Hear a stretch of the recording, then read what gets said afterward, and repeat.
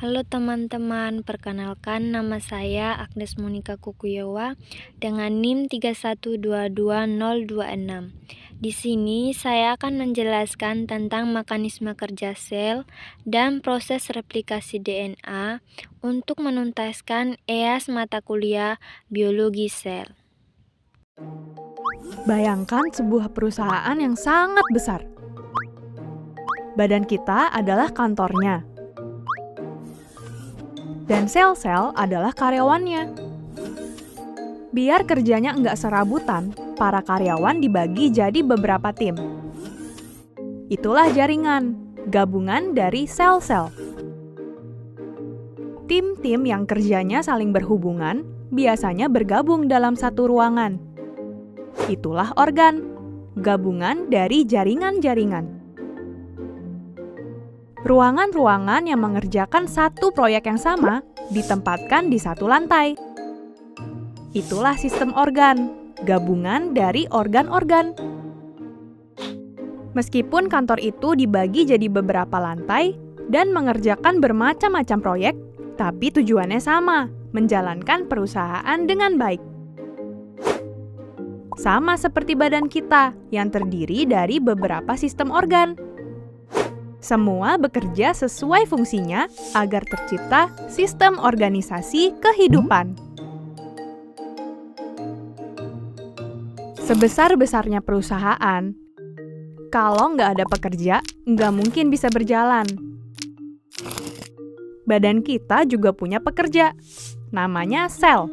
Tanpa dia, makhluk hidup nggak akan terbentuk, termasuk kita.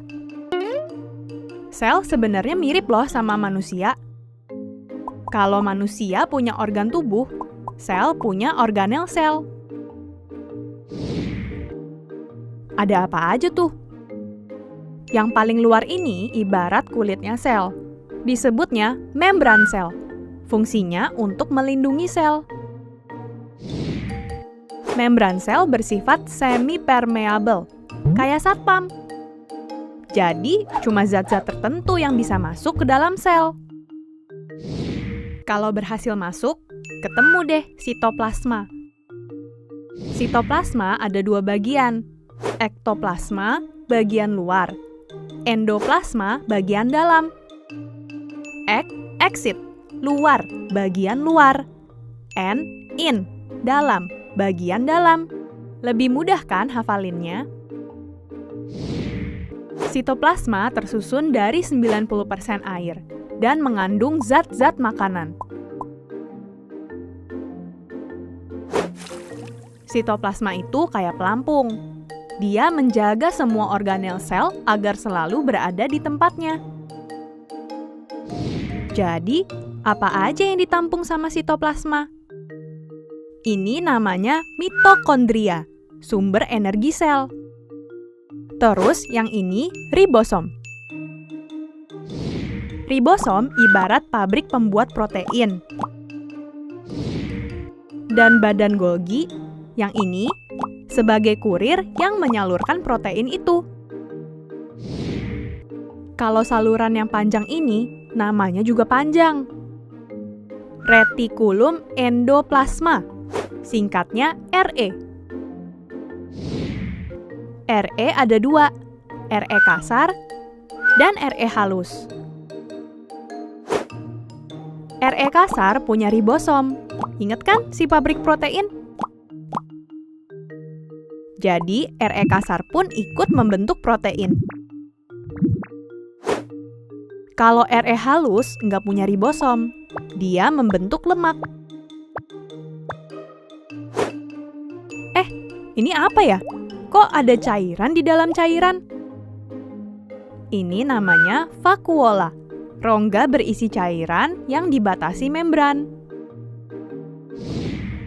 Akhirnya sampai deh ke organel terpenting, yaitu nukleus. Dia ini ibarat jantung yang membuat sel bisa bekerja.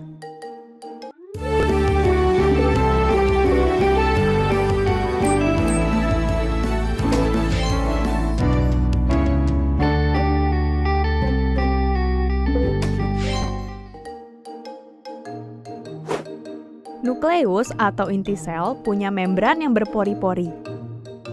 Tapi ada loh inti sel yang nggak punya membran. Kalau punya membran inti sel, disebutnya sel eukariotik. Kalau nggak punya, disebutnya sel prokariotik. Di dalam nukleus ada cairan nukleoplasma yang terdiri dari air, protein, dan mineral. Ada juga kromosom yang kayak benang ini. Di dalam benang-benang ini ada banyak gen yang terbuat dari DNA dan protein. Kamu tahu nggak, kenapa kita bisa mirip sama ayah atau ibu kita? Itu karena gen. Fungsinya memang sebagai pembawa sifat. Terakhir, ada nukleolus, anaknya nukleus. Disusun oleh RNA yang adalah pabrik protein juga, tapi khusus buat nukleus. Sekarang kita lihat organel yang spesial ini. Kenapa spesial? Soalnya cuma ada di sel hewan.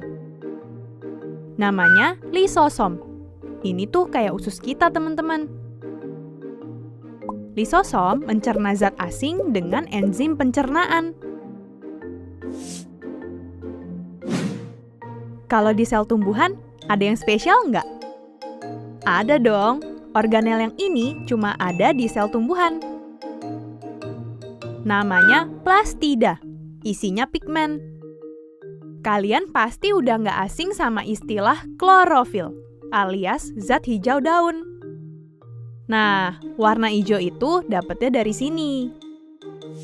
Eits, masih ada satu lagi. Khusus di sel tumbuhan, di luar membran sel masih ada dinding sel. Disusun dari selulosa dan pektin, jadi bentuknya lebih kaku. Kalau dilihat dari bentuknya, memang sel hewan dan tumbuhan itu beda ya teman-teman. Sel hewan lebih elastis, kalau tumbuhan lebih kaku. Ukuran vakuolanya juga beda. Di sel hewan, vakuola lebih banyak, tapi kecil-kecil. Kalau di sel tumbuhan, vakuola lebih dikit, tapi besar. Masih ingat kan organel spesial mereka? Di sel hewan ada lisosom.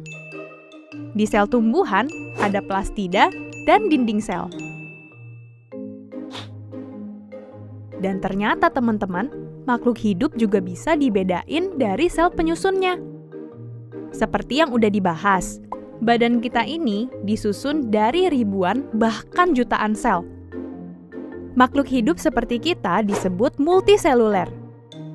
Tapi ada juga makhluk seperti bakteri yang cuma disusun dari satu sel. Mereka disebut uniseluler. Multi banyak, uni satu. Wah, ternyata si kecil ini ajaib ya. Dari dia bisa terbentuk berbagai makhluk hidup. Lebih ajaib lagi pencipta kita. Bisa bikin rancangan yang detail dan sempurna. Teman-teman, tahu kan kalau dalam satu sel tubuh kita itu memiliki 46 kromosom di dalam nukleusnya. Setiap kromosom disusun atas satu molekul heliks ganda yang panjang. Jika kita total, ternyata ada 6 miliar pasangan basa loh dalam sel tubuh manusia. Wah, banyak juga ya. Coba bayangkan, berapa ya jumlah pasangan basa yang ada dalam seluruh tubuh kita? Luar biasanya lagi, satu sel tersebut hanya membutuhkan beberapa jam saja untuk menyalin semua DNA-nya. Dengan tingkat kesalahan kira-kira hanya 1/10 miliar nukleotida saja. Wah, luar biasa kan? Oh bisa ya? Yuk kita cari tahu. Oh iya, sebelum dilanjut, masih ingatkah kamu tentang istilah-istilah yang disebutkan sebelumnya? Seperti kromosom, pasangan basa, DNA, dan nukleotida?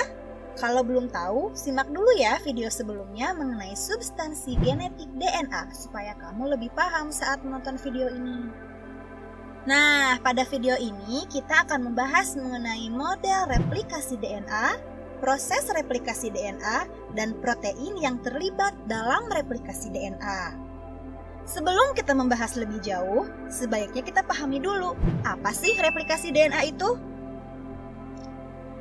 Nah, replikasi DNA secara singkat adalah proses penggandaan DNA yang semula ada satu DNA menjadi dua DNA yang identik. Awalnya, ikatan hidrogen yang menghubungkan basa-basa double helix DNA akan diputus. Kemudian, kedua rantai membuka dan memisah.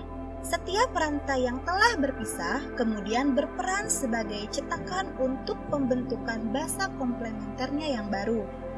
Sehingga pada akhirnya terbentuklah dua DNA yang memiliki susunan basa yang identik. Nah, sekarang coba teman-teman perhatikan. Di sini ada tanda 5 aksen dan 3 aksen. Apa sih artinya? Ada yang sudah tahu? Bagi yang belum tahu, yuk kita cari tahu. Kamu masih ingat kan apa saja penyusun nukleotida yang menyusun DNA? Nah, jika diperbesar, susunan rangkaian nukleotida akan tampak seperti ini. 5 aksen disebut juga ujung 5, dan 3 aksen disebut juga ujung 3. Maksudnya, jika DNA atau rantai polinukleotida kita potong, salah satu ujungnya berupa gugus fosfat yang terletak di karbon nomor 5 dalam cincin gula, sehingga disebutlah ujung 5. Sedangkan ujung lain berupa gugus OH atau hidroksida yang terletak pada karbon nomor 3 dalam cincin gula, sehingga disebut ujung 3. Nah, gimana? Sudah jelas kan? Untuk selanjutnya, kita akan menggunakan lagi istilah ujung 5 dan ujung 3 ini. Jadi ingat-ingat ya. Selanjutnya, kita akan membahas mengenai model replikasi DNA. Terdapat 3 model alternatif replikasi DNA, di antaranya model konservatif, model semi-konservatif, dan model dispersif. Yang disebut model konservatif adalah double helix yang lama tidak memisah dan langsung terbentuk double helix yang baru. Model semi-konservatif adalah kedua untai molekul induk DNA memisah dan masing-masing berfungsi sebagai cetakan untuk sintesis untai baru yang komplementer. Sedangkan model dispersif adalah setiap untai pada kedua molekul anakan DNA mengandung campuran DNA sintesis yang lama dan yang baru. Oh ya, perlu diingat, istilah induk DNA digunakan untuk DNA lama yang bereplikasi, dan anakan DNA digunakan untuk DNA baru yang terbentuk dari hasil replikasi. Ingat-ingat ya. Dari ketiga alternatif model tersebut, model mana sih yang udah teruji?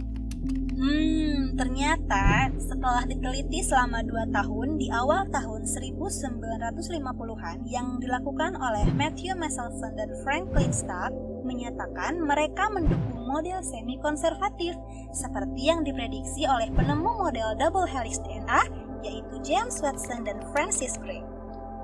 Lalu, bagaimana sih proses replikasi DNA secara lebih rincinya? Yuk kita cari tahu. Sekarang kita akan membahas proses replikasi DNA secara terperincinya ya. Adapun poin-poin yang akan kita bahas terdiri dari tahap awal replikasi, sintesis untai DNA baru, pemanjangan antiparalel, serta pengecekan dan perbaikan DNA. Pertama, kita akan membahas mengenai tahap awal replikasi DNA. Replikasi pada DNA dimulai dari tempat khusus yang disebut titik mulai replikasi atau disebut juga origin of replication, yaitu bagian DNA yang memiliki deretan nukleotida spesifik. Protein-protein yang menginisiasi replikasi DNA akan mengenali nukleotida tersebut, kemudian membuka DNA, serta menyalin DNA ke kedua arah dari setiap titik mula, sehingga membentuk gelembung replikasi. Gelembung tersebut terdapat ratusan hingga ribuan pada sel eukariota, kemudian menyatu untuk mempercepat penyalinan molekul DNA yang sangat panjang. Pada setiap ujung gelembung replikasi, terdapat wilayah yang berbentuk seperti huruf Y, yang disebut juga garpu replikasi atau replication fork. Replication fork akan terus membuka seiring dengan berlangsungnya proses replikasi DNA, hingga akhirnya menghasilkan 2 molekul DNA anakan. Terdapat beberapa protein yang berpartisipasi dalam tahap pembentukan double helix. Jika replication fork kita perbesar, maka akan tampak sebagai berikut. Enzim helikase berperan dalam membuka uliran double helix di replication fork, memisahkan dua untai induk dan menjadikan keduanya menjadi cetakan atau template. Selanjutnya, protein pengikatan beruntai tunggal atau single strand binding protein berperan dalam menstabilkan untai DNA induk hingga siap menjadi cetakan. Pembukaan uliran double helix ini menyebabkan uliran dan tegangan yang lebih ketat di depan replication fork. Enzim topoisomerase berperan mematahkan, memuntir, dan menggabungkan kembali DNA induk di depan replication fork sehingga mengurangi ketegangan yang diakibatkan oleh pembukaan uliran tersebut. Kemudian, enzim primase berperan dalam menyintesis rantai RNA atau RNA primer menggunakan untai induk DNA sebagai cetakannya. Nah, primer yang dihasilkan akan menjadi rantai nukleotida awal dalam replikasi. Setelah double helix terbuka, tahap yang kedua yaitu sintesis untai DNA baru. Namun, sebelum kita bahas lebih lanjut, kita akan bahas terlebih dahulu mengenai enzim DNA polimerase yang berperan dalam mengkatalis pembentukan DNA baru dengan cara menambahkan nukleotida-nukleotida ke rantai yang telah ada sebelumnya. Terdapat dua macam DNA polimerase yang berperan utama dalam replikasi DNA, yaitu DNA polimerase 3 yang disingkat DNA Pol3 dan DNA polimerase 1 yang disingkat DNA Pol1. Pada sel eukariot telah ditemukan 11 DNA polimerase. Sebagian besar DNA polimerase membutuhkan primer dan untai cetakan DNA serta nukleotida DNA komplementer untuk menyintesis untai DNA yang baru. Nah, sekarang sudah tahu kan apa itu DNA polimerase? Selanjutnya kita akan membahas mengenai peran DNA polimerase. DNA polimerase 3 menambahkan suatu nukleotida DNA ke primer RNA dan kemudian meneruskan penambahan nukleotida DNA yang komplementer dengan untai cetakan induk DNA yang sedang tumbuh. Jika gambar tersebut kita perbesar, maka akan tampak struktur nukleotida sebagai berikut. Setiap nukleotida yang ditambahkan berasal dari nukleosida trifosfat atau gula dan basa dengan 3 gugus fosfat. Ketika bergabung dengan untai DNA, 2 gugus fosfat akan hilang sebagai suatu molekul pirofosfat. Kemudian, pirofosfat akan terhidrolisis menjadi 2 molekul anorganik fosfat dan melepaskan energi untuk membantu menggerakkan reaksi polimerisasi. Reaksi ini hanya dapat terjadi pada ujung 3 aksen, sehingga untai DNA baru hanya dapat memanjang dari ujung 5 aksen ke ujung 3 aksen. Laju pemanjangan ini terjadi kira-kira 500 nukleotida per detik pada sel manusia. Wah, cepat sekali ya teman-teman. Demikianlah penjelasan mengenai beberapa tahap replikasi DNA. Sampai jumpa di video selanjutnya yang akan membahas mengenai proses replikasi DNA yang lain, yaitu pemanjangan antiparalel, pengecekan dan perbaikan DNA, serta protein yang terlibat dalam replikasi DNA.